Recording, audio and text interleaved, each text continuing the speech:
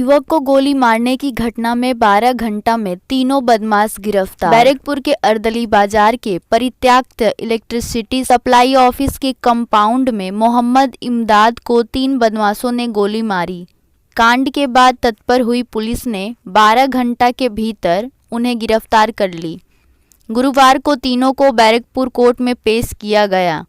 DCP central इंद्रबदन Jha ने बताया कि अभियुक्तों को पकड़ने के लिए मल्टीपल छापामारी की गई।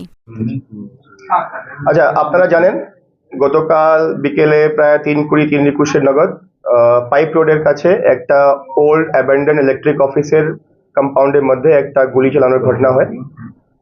ঘটনা খবর পাওয়ার সঙ্গে সঙ্গে পুলিশের টিম টিটাগড় থানা, ব্যারাকপুর থানা, এসিপি ব্যারাকপুর নেতৃত্বে এবং ডিডি টিম এসিপি ডিডি নেতৃত্বে আমরা সঙ্গে সঙ্গে তদন্তে নেমে পড়ি। ভিকটিম যে গুলির ভিকটিম আছে মোহাম্মদ ইমদাদ হক, ও আগে বিএন বোসে ভর্তি হয়েছিল, ওখানে এডমিট করা হয়েছিল। ওনার কাছ থেকে জানা গেল কি কারা কারা ছিল ওখানে। উনি 3 জনের নাম বলেন আমাদেরকে, আর তারপরে ওনাকে শিফট করা হলো অন্য একটা হসপিটালে। তারপরে আমরা নাম জেনে সঙ্গে সঙ্গে ওদেরকে চিহ্নিত করলাম, যারা যারা এখানে অপরাধী ছিল, যারা যুক্ত ছিল।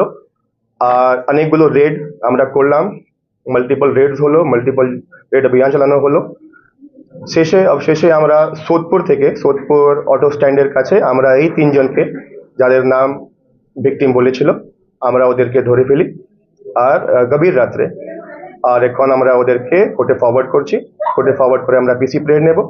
পিসি পিরিয়ড নেওয়ার পরে পিসি পিরিয়ডে আমরা এদের কি মোটিভ ছিল, এদের আর্মস কোথায় আছে, আর্মস রিকভারি করার জন্য, এবং এই ঘটনার সঙ্গে জড়িত অন্যান্য লোকের খুঁটিয়ে বের করে তদন্ত করে এদেরকে একটু ভালো একটা যে শাস্তি, স্ট্রং অ্যাকশন, একটা স্ট্রং সিগন্যাল দেওয়ার চেষ্টা করব।